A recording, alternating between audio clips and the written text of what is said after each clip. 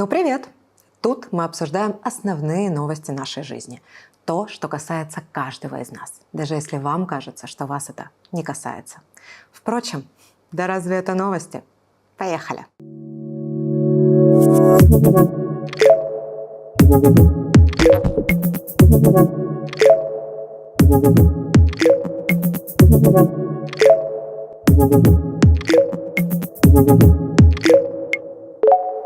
Марта страна выбрала нового президента. Им стал 43-летний политик Бадра Гунба. Это самый молодой президент независимой Абхазии.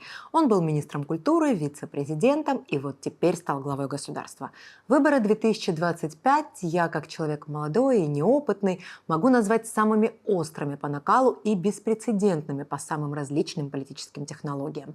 Понимаю, что люди постарше могут припомнить мне год 2004, но, извините, был мал, ничего не понимал, под Газманова в колготках танцевал, как говорится.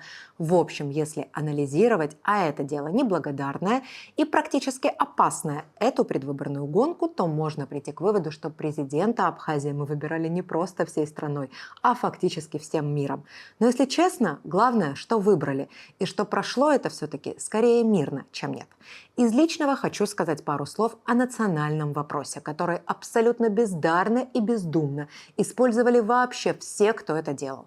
Мои абхазские друзья часто используют пословицу о том, что тот, кто не смог оседлать коня, ругал седло. И мне кажется, ничего лучше я не придумаю.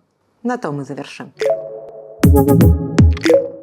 7 марта страна узнала, что в ней живет целый ни много ни мало иностранный агент, по мнению Министерства юстиции России. Им был признан абхазский журналист, главный редактор газеты «Чегемская правда». Сам журналист заявил, что на его деятельности это никак не скажется, и он продолжит делать, что должно, да и быть, что будет. На новость отреагировали ряд российских политологов и журналистов. Высказались и многие абхазские общественные деятели. Из всего государственного аппарата публично тему иноагентства затронула только омбудсмен Анна Скишмария, заявив, что абхазским властям едва ли удастся дистанцироваться от этой ситуации. Впрочем, Анна Руслановна, очевидно, оптимист, за что мы ей искренне завидуем и говорим: удастся им все прекрасно.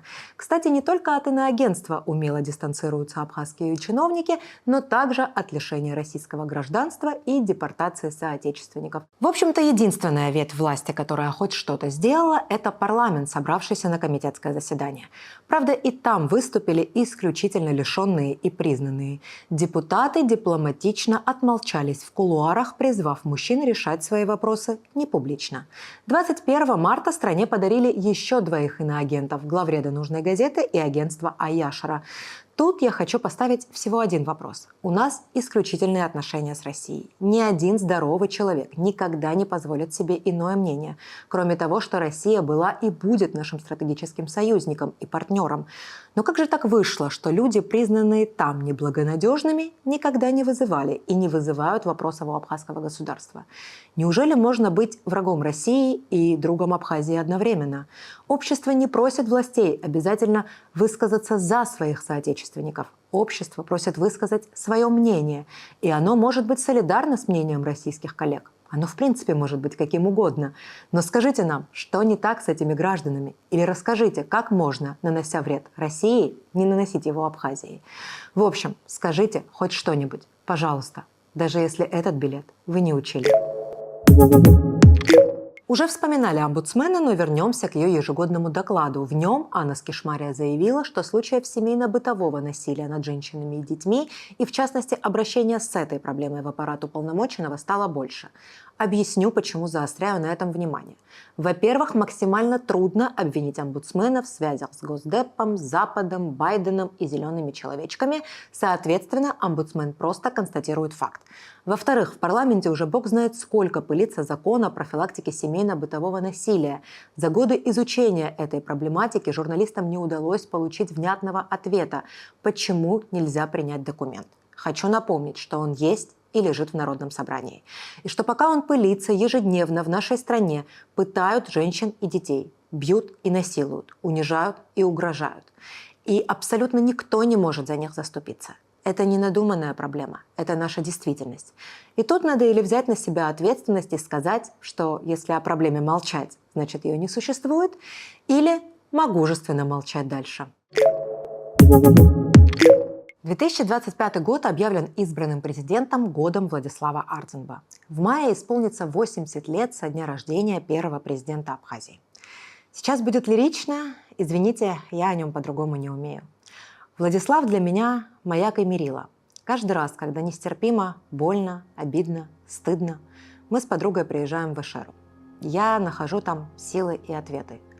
Мне трудно предполагать, да и давайте честно, кто я такая, чтобы нам сегодня говорил Владислав. Единственное, на что мне хватает моей наивности, да и, наверное, любви, это мысль о том, что абсолютно точно он бы не молчал и находил в эти, да и самые разные минуты для нас слова и силы, нужные своему народу, слова и силы. Может, у нас больше никогда не будет Владислава, и в этом наша боль и трагедия, но он у нас с вами был, и в этом наша правда и исключительность. С вами были «Да разве это новости?». Мы вернемся в апреле и расскажем вам еще немного несвежих новостей, потому что лицом к лицу лица не увидать. Большое видится на расстоянии. До встречи, друзья!